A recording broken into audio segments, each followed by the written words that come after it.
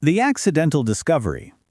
The maintenance corridor of Orbital Station Nexus 9 stretched before Dr. James Carter like a metallic maze, each junction identical to the last. His handheld scanner flickered again, the third malfunction this week, and he cursed softly under his breath.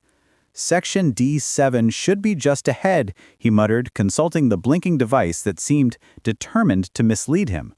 The station's hybrid technology, part human engineering, part alien innovation, had never quite meshed properly, creating endless headaches for everyone aboard. He pressed his palm against what he thought was the entrance to the Botanical Research Lab. The panel hissed open with a rush of warm air that carried an unfamiliar scent, something between cinnamon and electricity, sweet yet charged with energy that made the hair on his arms stand up. The room beyond wasn't his lab. Soft, violet illumination bathed everything in an otherworldly glow. The walls weren't the standard station gray, but seemed to shimmer with an iridescent quality, like oil on water catching sunlight. Crystalline formations grew in delicate spirals from floor to ceiling, pulsing gently as if breathing. James stood frozen in the doorway, his scientific mind racing to catalog what he was seeing. This wasn't any standard station quarters. The air itself seemed alive with tiny luminescent particles that drifted lazily through space, touching his skin with a pleasant tingling sensation. "You should not be here," a voice called out, melodious and layered with harmonics that seemed impossible for any human vocal cords to produce. The accent carried notes that resonated deep in his chest, making his heart skip. Before James could stammer an apology or explanation, she emerged from behind a translucent screen. Zara, the Valtorian diplomatic envoy. But not as he'd ever seen her before. In all their previous encounters during formal station meetings, she had worn the elaborate ceremonial robes of her position, layers of flowing fabric that concealed her form. Now she stood before him in simple attire that revealed her true appearance. Her skin was a deep purple, not uniform but shifting in subtle gradations like twilight sky. It caught the chamber's soft light and seemed to glow from within. Her hair floated around her shoulders as if suspended in water, silver strands that moved with their own mysterious energy. Her eyes, large and expressive, fixed on him with an intensity that made every prepared excuse die in his throat. They were the color of molten copper, flecked with gold that swirled slowly like tiny galaxies. "Dr. Carter," she said, and hearing his name in her musical voice sent an unexpected shiver down his spine. Her expression shifted from surprise to something more complex, concern mixed with something he couldn't quite identify. "I'm so sorry," James finally managed, his voice embarrassingly hoarse. "My scanner malfunctioned, and I thought this was Lab D7. I'll leave immediately." He turned to go, already mentally composing his formal apology. "Wait," Zara's command was gentle but absolute. "You have already seen me. The damage, if we can call it that, is done. You must stay now so I can explain." James hesitated in the doorway, every protocol screaming him to leave, to report the incident and let the diplomatic channels handle whatever breach he committed. But something in her voice, a vulnerability he'd never heard before, kept his feet planted. "Explained what, exactly?" he asked, slowly turning back to face her. Zara moved closer with fluid grace. Each step seemed choreographed by some invisible rhythm. The particles in the air swirled around her like attracted to a magnetic field. When she stopped, she was close enough that he could see intricate patterns flowing beneath her skin, like rivers of light following invisible pathways. "You have witnessed me in my unguarded state," she said softly, "without the ceremonial barriers I maintain with others. By Valtorian law, this creates what we call a witnessing bond, something that cannot be undone or ignored." James's heart quickened. "I don't understand what that means." Her copper eyes held his, and in their depths he saw apprehension mixed with something that might have been hope. "It means I must offer you a choice, Dr. Carter. Accept the bond that has already begun to form between us, become mine as I become yours, or leave now, and we must both pretend this encounter never happened. There is no middle path in our tradition." The air between them seemed to thicken, charged with an energy he couldn't name but could definitely feel. His scientific training told him this was impossible, that bonds and connections couldn't form instantaneously based on mere sight. yet something deep and instinctive told him she was speaking truth. "How long do I have to decide?" he heard himself whisper. Zara's expression softened with what might have been sadness or perhaps anticipation. "The moment you cross that threshold again, the choice is made. Stay, and we explore what this bond might become. Leave, and we become nothing more than polite strangers passing in station corridors." His tablet slipped from nerveless fingers, clattering on the crystalline floor. The sacred bond revealed. James stood motionless, his mind warring with his heart in a battle that seemed to shake his very foundation. The rational part of him cataloged all the reasons this was insane: diplomatic complications, career implications, the sheer impossibility of what she was suggesting. Yet his feet remained planted, as if the crystalline floor had grown roots around them. "I need to understand," he said finally, his voice barely above a whisper. "This bond, what does it actually mean? What am I agreeing to if I stay?" Relief flickered across Zara's features, subtle but unmistakable. She gestured toward a curved seating area that seemed to grow organically from the chamber floor. The material looked like polished amethyst, but felt warm and yielding when James lowered himself onto it. Zara sat beside him, maintaining a careful distance that somehow felt more intimate than if she'd sat close. Her hands folded in her lap, and he noticed they trembled slightly. "My people evolved on a world where survival required deep cooperation," she began, her musical voice taking on the cadence of ancient storytelling. "We developed the ability to form what we call resonance bonds, connections that go beyond mere emotion or physical attraction." She paused, her copper eyes searching his face as if trying to gauge his reaction. "When someone witnesses a Valtorian in our true state, emotionally open and physically unguarded, our biosignatures begin to intertwine. I can already feel it starting, like a frequency aligning between us." James felt it too, though he'd been trying to ignore it, a warmth spreading through his chest that had nothing to do with the chamber's temperature, like standing in genuine sunlight after months under artificial station lighting. "But I'm human," he said, his scientific curiosity overriding his anxiety. "Our biology is completely different. How could such a bond possibly form across species barriers?" Zara's expression shifted, a smile touching her lips for the first time since he'd stumbled into her sanctuary. "This is what makes this extraordinary, Dr. Carter. In all our recorded history, this has never happened with another species. Yet here we are, and I can feel your presence in my consciousness like a melody I've never heard before, but somehow always knew." She reached up and placed her hand over her chest, where a soft violet glow pulsed beneath her skin, in rhythm with what she assumed was her heartbeat. "The bond creates a feedback loop. Your emotions echo in me, mine resonate in you. Given time and acceptance, we would become attuned to each other in ways that go beyond anything your human relationships typically experience." James swallowed hard, his throat suddenly dry. "And if I walk away?" "The initial resonance would fade within days," Zara said, her voice carrying a note of sorrow. "We would both feel an emptiness, a sense of something incomplete, but it would pass. We could interact professionally with no lasting complications. The choice is truly yours. I would never force this upon you."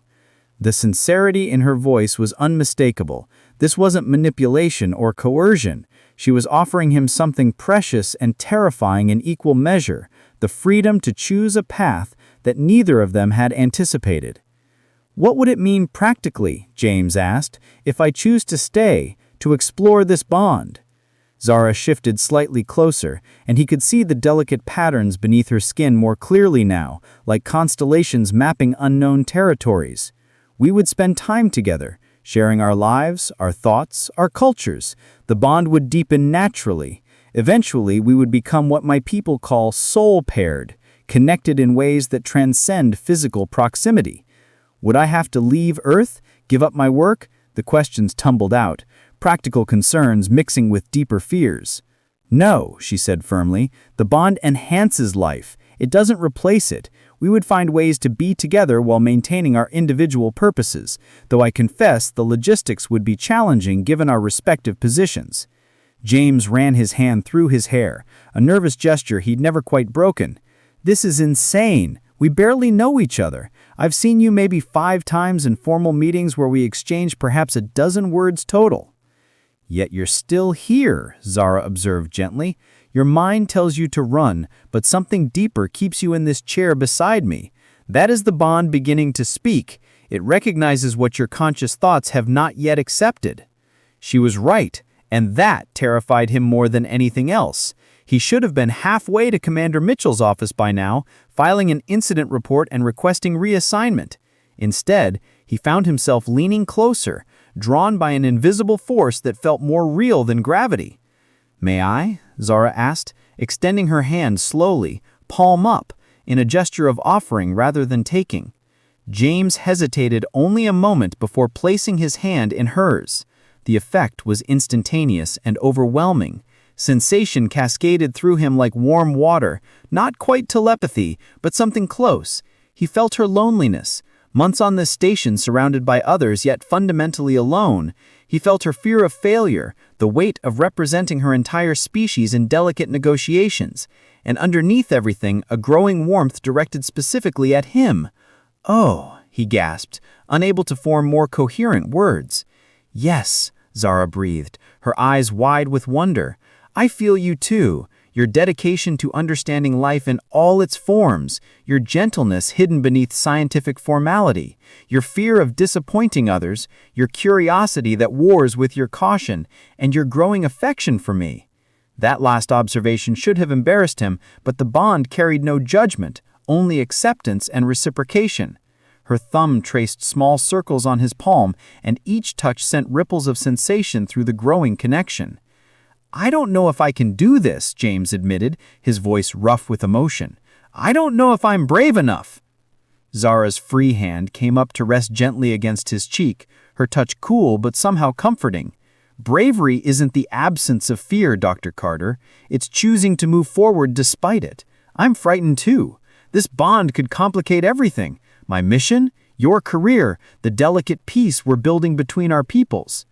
Their faces had drawn closer without conscious decision, mere inches separating them now. He could see flecks of silver in her copper eyes, tiny stars in a colored sky. "But," she continued, her breath mingling with his, "but I've spent my entire life making the safe choice, the diplomatic choice, the choice that serves everyone except myself. With you, I want to be selfish. I want to choose what my heart demands rather than what my duty dictates." "Zara?" he whispered, her name feeling natural on his tongue despite its alien syllables. "Stay," she said simply. "At least for tonight, let us explore what this bond might become. Tomorrow you can still choose to walk away if you must, but tonight just stay." James found himself nodding before his conscious mind had fully processed the decision. "Tonight," he agreed. "I'll stay tonight." The smile that blossomed across her face was radiant, transforming her from beautiful to absolutely breathtaking.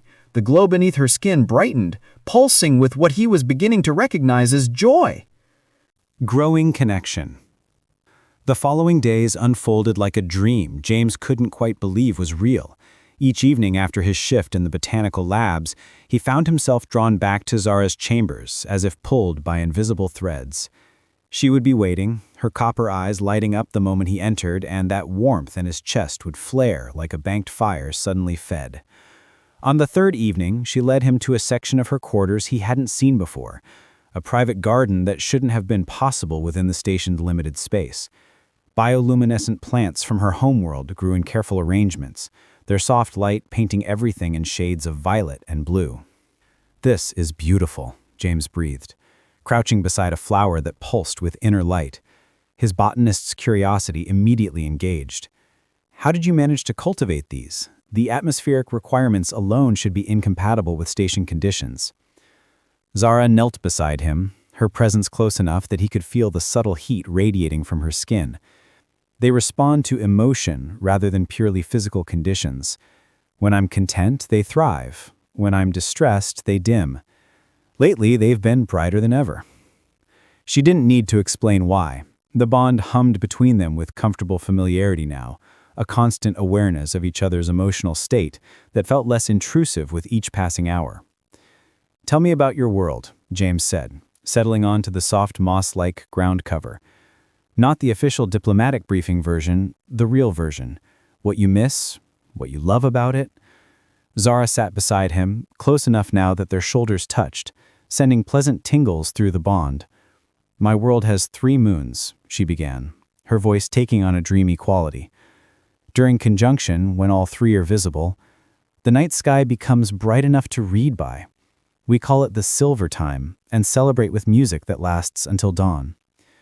Her fingers traced patterns in the air between them, leaving brief trails of faint luminescence. I miss the singing. On Valtoria, we communicate as much through resonance harmonics as through words.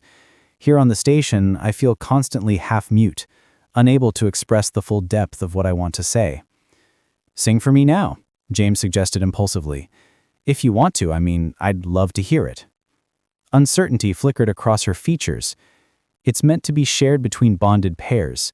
It might intensify what we're feeling. "I trust you," he said simply, and realized he meant it completely. Zara's eyes widened slightly. Then she smiled and began to sing. The sound was unlike anything James had encountered, not quite music and not quite language, but something that existed in the space between. It resonated in his bones, vibrated through the bond, and carried emotions more clearly than any words could express. He felt her joy, her hope, her lingering fears, and the growing affection that mirrored his own. When she finished, tears were streaming down his face, though he couldn't remember starting to cry. "That was incredible," he managed, his voice thick with emotion. Zara reached up gently, wiping the tears from his cheeks with her fingertips. "You understood it. Even without training in resonance language, you felt everything I was expressing. The bond is deepening faster than I expected." James caught her hand before she could pull away, holding it against his cheek. "Is that a problem?" "No," she whispered. "It's wonderful and terrifying in equal measure. James, if we continue on this path, there will be no easy turning back. Our lives will become permanently intertwined." "Maybe that's what I want," he said, surprising himself with the certainty in his voice. "I've spent my entire career studying alien life from a distance, cataloging and analyzing, but never truly connecting.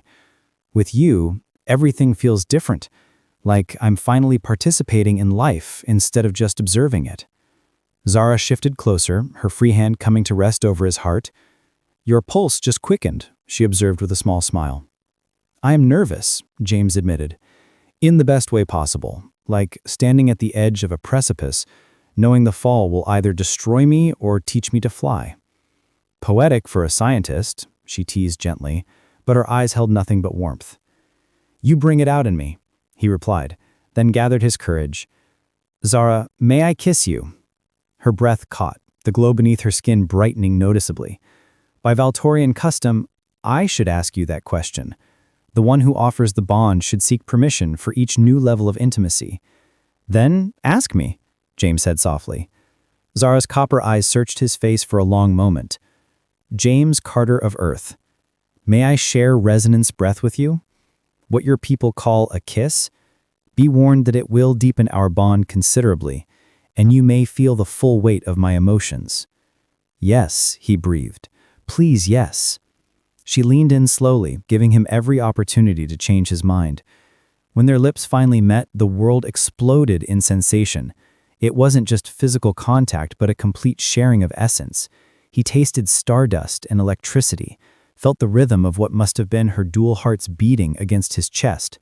Her fingers tangled in his hair as his arms wrapped around her waist, pulling her closer until no space remained between them. The bond flared bright and hot, emotions cascading back and forth in an overwhelming feedback loop. Desire, joy, wonder, and something deeper that felt suspiciously like the beginning of love. When they finally parted, both were breathing heavily. Zara's skin had taken on a golden undertone, the purple now shot through with veins of luminescent amber. "That was," James started, but couldn't find adequate words. "More than I imagined," Zara finished, her voice unsteady. "I can feel your heartbeat as if it were my own. Taste the coffee you had with lunch. Sense the lingering scent of the hydroponic gardens on your clothes. We're becoming attuned." She pressed her forehead against his, a gesture that felt both tender and sacred. There's something else you should know. In Valtorian bonding, we don't just share emotions. Over time, we begin to share physical sensations as well. When I'm happy, you'll feel warmth. When I'm in pain, I'll sense it. We become two parts of a greater whole. That sounds intense, James said, but made no move to pull away. It is, Zara confirmed, which is why I need to know you're certain before we go any further. After tonight, after sharing resonance breath, the bond will be strong enough that severing it would cause genuine pain to us both. I won't let you stumble into that unknowingly. James pulled back just enough to look into her eyes. I'm terrified, he admitted honestly. This goes against everything I thought I knew about relationships, about the careful pace of getting to know someone. But I've never felt more certain of anything in my life. Whatever this is between us, I want to explore it fully. Even knowing the complications it will bring, the questions from your colleagues, the potential impact on both our careers, the logistics of maintaining a bond between species from different worlds. Even knowing all that, James confirmed, then smiled ruefully. Besides, I've always preferred the complicated research projects. The easy ones never taught me anything worth learning. Zara laughed, a sound like chimes in a gentle breeze. Only you would compare our relationship to a research project. Our unprecedented cross-species relationship, that's at least worth a dissertation. She kissed him again, briefer but no less intense. You're remarkable. Do you know that?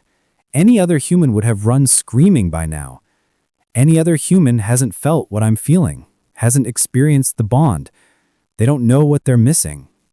They lay together in her garden as the bioluminescent plants pulsed softly around them, talking about everything and nothing, sharing stories and dreams and fears until the station's artificial night cycle deepened around them. Through it all, the bond hummed between them like a song only they could hear, growing stronger with each passing moment. Opposition and obstacles. The summons arrived simultaneously the next morning. James to Commander Mitchell's office, Zara to the Valtorian council chamber. They had known this moment would come, but hadn't expected it so soon. "You're jeopardizing everything we've worked for," Commander Mitchell said without preamble, her steel-gray eyes hard as she gestured to the reports scattered across her desk. "The Valtorian alliance is critical to our expansion efforts, and you're turning it into some kind of interspecies romance drama." James stood at attention, though every instinct screamed to defend what he and Zara had found. "With respect, Commander, my personal life shouldn't impact diplomatic negotiations." "Personal life?" Mitchell's laugh was bitter. "Dr. Carter, you're not dating the girl next door. You're involved with their primary diplomatic envoy. Every action you take reflects on this entire station. What happens when this little fling ends badly? Do you think the Valtorians will continue negotiations while their representative nurses a broken heart?" Across the station, Zara faced her own tribunal. High Counselor Draven's skin flickered with disapproving patterns as he addressed her in their native resonance tongue. "You shame us with this reckless bonding," he sang, his harmonics sharp with anger. "Humans are barely capable of understanding basic resonance principles.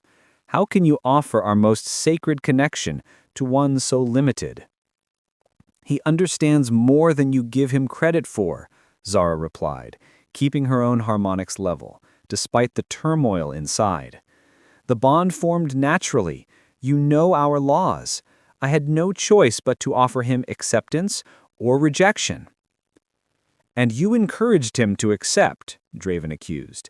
"You could have made rejection seem the wiser path, but instead you pursued this foolishness. Do you not see how this undermines everything? Humans will think we bond casually, without the depth and commitment our culture demands." Back in Mitchell's office, the commander leaned forward. "I'm giving you a direct order, Dr. Carter. End this relationship immediately, or I'll have no choice but to recommend your transfer off this station. We cannot afford the complications you're creating." James felt the bond flare with distress, somehow sensing Zara's own confrontation happening simultaneously. And if I refuse? Then you'll be on a transport back to Earth within the week. Your choice. Your career or your alien girlfriend. Decide now. Through the bond, James felt Zara's pain mixing with his own, felt her determination wavering under the weight of her people's disapproval. For a moment, doubt crept in. Perhaps everyone was right. Perhaps they were being reckless and selfish. Then he remembered her singing in the garden, remembered the way her eyes lit up when he entered the room, remembered feeling truly alive for the first time in years. "I need to speak with Zara first," he said quietly. "You have until end of shift," Mitchell replied, dismissing him with a wave. James found Zara in her chambers, the bioluminescent garden noticeably dimmer than before. She turned as he entered, and he saw tears tracking down her face, leaving faint luminescent trails. "They want us to end this," she said unnecessarily. The bond had already communicated the essential truth. "I know," James crossed to her, pulling her into his arms. "Everyone thinks we're making a mistake." "Perhaps they're right.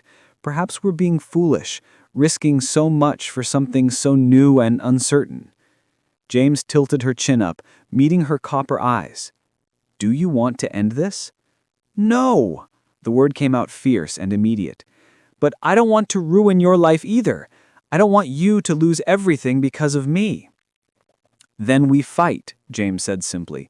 "We prove them wrong. We show them that what we have is worth protecting, worth the complications and challenges." "How?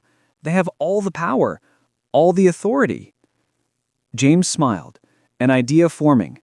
"We make it impossible for them to separate us. We complete the bond fully, make it permanent. By Valtorian law, they can't force bonded pairs apart without causing serious harm, right?" "Yes, but, James, a permanent bond means exactly that. Permanent. For the rest of our lives. Are you ready for that commitment based on a few days together?" He kissed her softly, letting the bond carry his certainty. "I've never been more ready for anything. The question is, are you?" Zara's skin began to glow brighter, the gold overtaking the purple. "Yes," she breathed. "Yes to everything. To you. To us. To whatever future we can build together." "Then let's do it," James said. "Let's complete the bond tonight, before they can stop us." The choice that changes everything.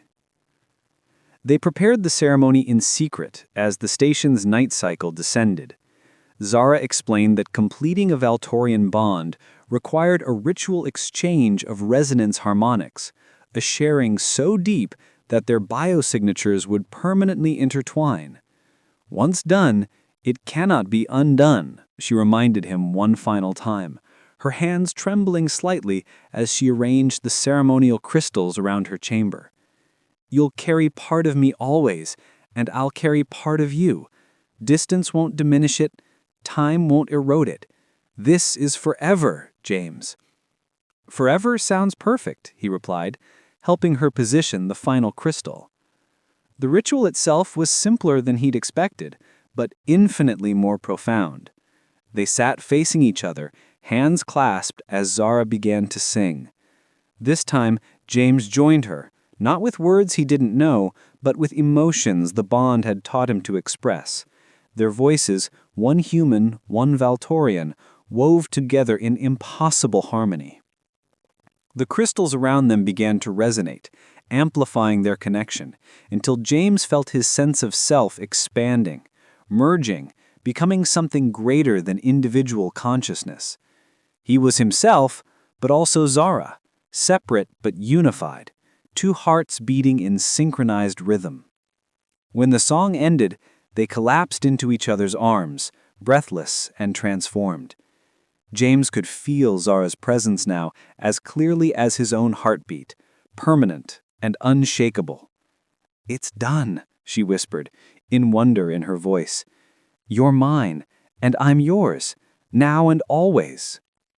"Now comes the hard part," James said, "convincing everyone else." But they had underestimated the power of a completed bond. When Commander Mitchell and High Counselor Draven confronted them the next morning, prepared to enforce their ultimatums, they found two people fundamentally changed.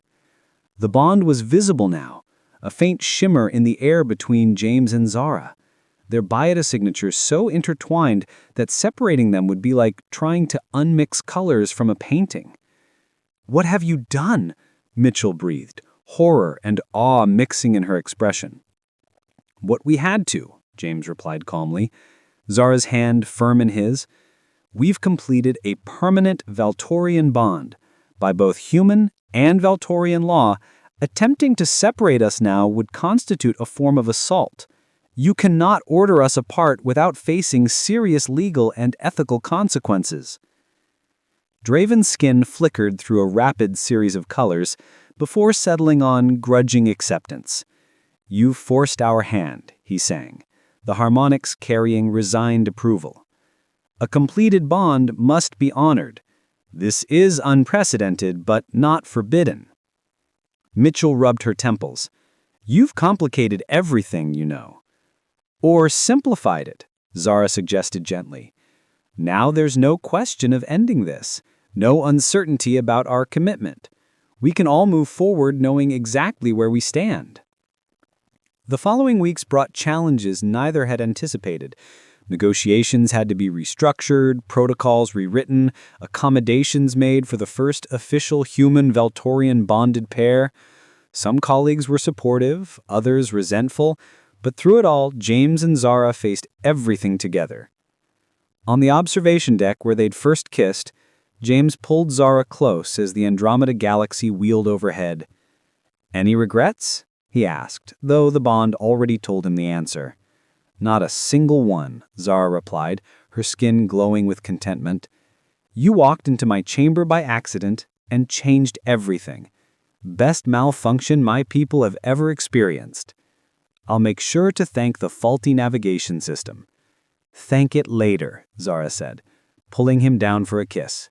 "Right now, I want to enjoy this moment. You, me, and the stars." As their lips met, the bond flared bright between them, a beacon of hope and proof that love could bridge any distance, overcome any obstacle, unite any two souls brave enough to choose each other. They had walked into the unknown and found exactly what they needed: each other.